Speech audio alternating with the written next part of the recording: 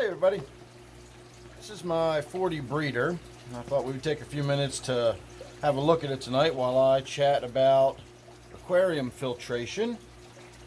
I was considering changing over the filter in this tank from the canister filter that it's got on it to a hang on the back style filter. Now, I started this tank with a hang on the back filter, and then I've moved to a canister filter. I did the same thing with my other 40 breeder. My gudgeon tank started with hang on the back. I moved to a canister filter, and then eventually I went back to just a simple hang on the back filter. So there's pros and cons to both of them. And I've been thinking a lot about this today as to what those pros and cons are. And the only thing I can really think of as far as the pro for the canister filter is the sheer capacity of it. And most people that put a canister filter on do so because they don't want to do full filter maintenance and filter change every time they do a water change in their tank. So when you've got a hang on the back filter, it's only got those little filter pads in there. They need to be replaced pretty much, on a weekly basis, or at least whenever you do a water change, they'll start getting clogged up.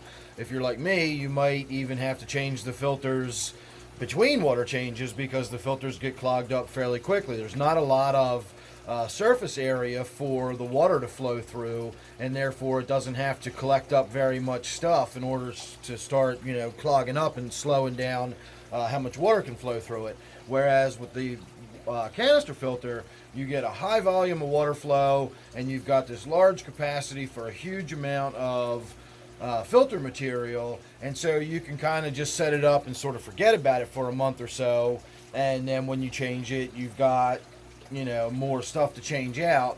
But the capacity for it to hold not only mechanical filter material, but the capacity for it to hold biomaterial is just way bigger than you would have with the hang on the back filter.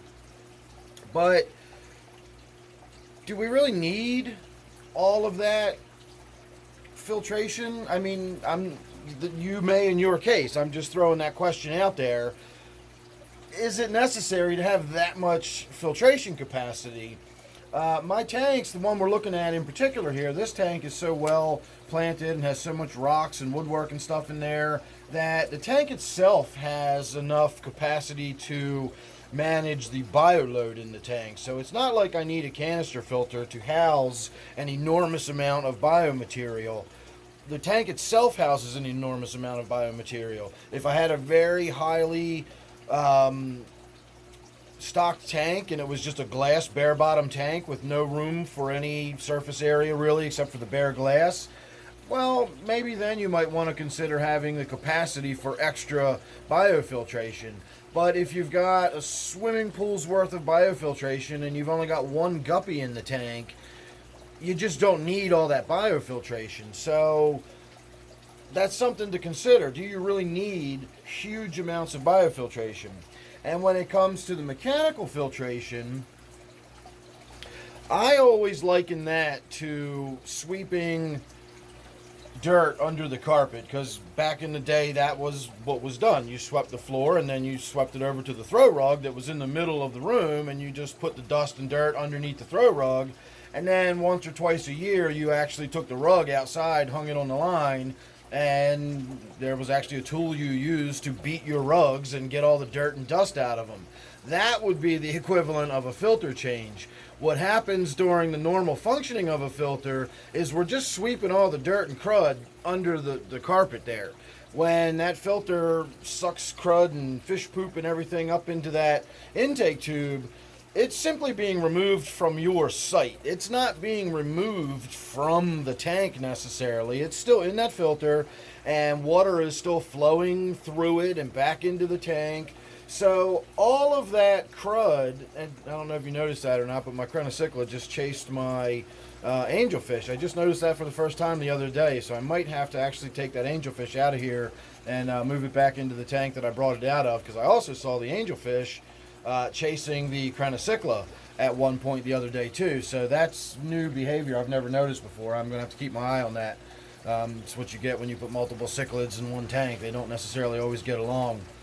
So back to what I was saying, when the crud and stuff gets sucked up out of the tank, it's only being captured in your filter. The water's still flowing through there, that stuff is still decomposing, it's still breaking down. So what a canister filter really is doing is just collecting all that stuff in one place. Well, what any filter is doing really is collecting all that stuff in one place to make it easy for you to take out. In the same way that, you know, taking the carpet outside and getting all the dust out of it once or twice a year, with the canister filter, you just let that stuff collect and collect and collect and collect, and once every couple of months you might go ahead and take it out. But if you're a stickler for keeping your nitrates really low, or you're really concerned about biological load or bacterial load in your tank or whatever, keep in mind that that canister filter is just a nitrate factory. It's just producing waste constantly, and if you've got an old filter that you haven't changed in a while, you're probably producing more ammonia and waste products from the junk in your filter than the animals in your aquarium are actually producing. So it's nice, out of sight, out of mind.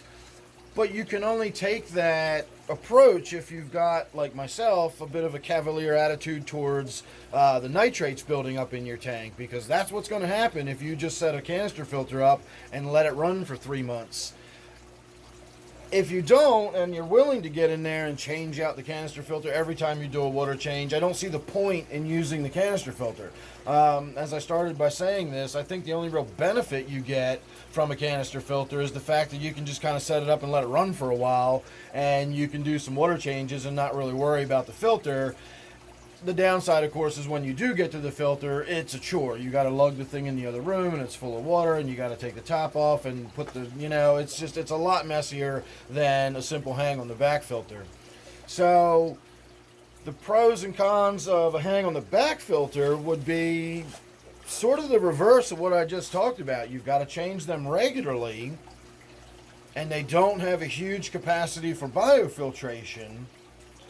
But if you're going to do water changes once a week, how hard is it to pull those little filter pads out and pop new filter pads in? I mean, you can do that while the tank is draining. It takes literally a few moments to do, and you're done. You've done your filter change. It's that simple.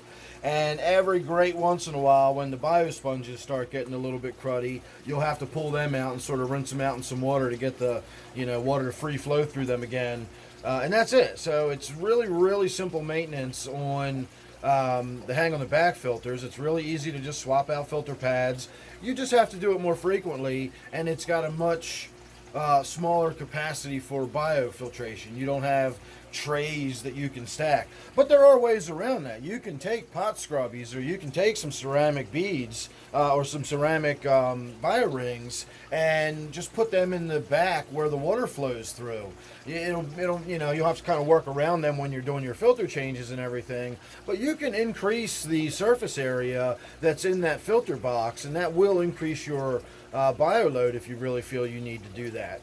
Again, if you've got a tank that's got some plants in it, and you've got some rock work and woodwork, even if you've got like a gravel substrate, unless your tank's really, really overloaded, then the tank itself is eventually going to sort of develop its own natural cycle. And as long as you've got good water circulation moving around, then the tank can kind of take care of itself. You don't need this external source of like mad biological filtration.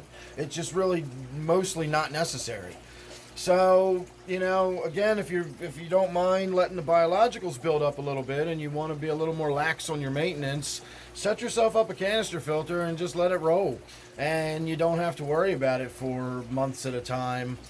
If you're a little more concerned about keeping your biologicals to a minimum and keeping your nitrates to a minimum, and you want to, you know, get that crud out of the tank as often as possible, if you're somebody that gets in there with a gravel vac all the time and is, you know, really concerned about getting that stuff out of your tank, I would recommend the hang on the back filter, which would allow you to simply change those filter pads out on a weekly basis.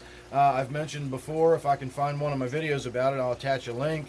When I buy the rolls of batting to make the filter pads for the hang on the back filter, I'm literally making those filter pads for pennies a piece. So, I mean, you can change the things out for a year on a weekly basis, and you're still looking at being under, you know, a few dollars worth of filter material. So it's not an issue as far as costing you money. You can just change those hang on the back filters all the time with no issue. So that's about it. That's all I can think of to say. I don't know whether I am going to change this filtration over on this tank. When I set this up, the measurements are not quite right for this tank, and it's almost against the wall in the back, and I have no room for a hang on the back filter. So I would have to sort of rethink how I've got this whole corner set up if I really wanted to change the filtration over in this tank. So probably not going to happen, but I was thinking about it, and I thought it was worth shooting a video rambling on about it. So if you think I missed anything, or if you got any other questions or comments, certainly leave them down below. In the meantime, I'm going to ask you to subscribe. That way you won't miss anything I got coming up. And don't forget, of course, this one here is my 40 breeder. So thanks again. I will see you real soon on the next one.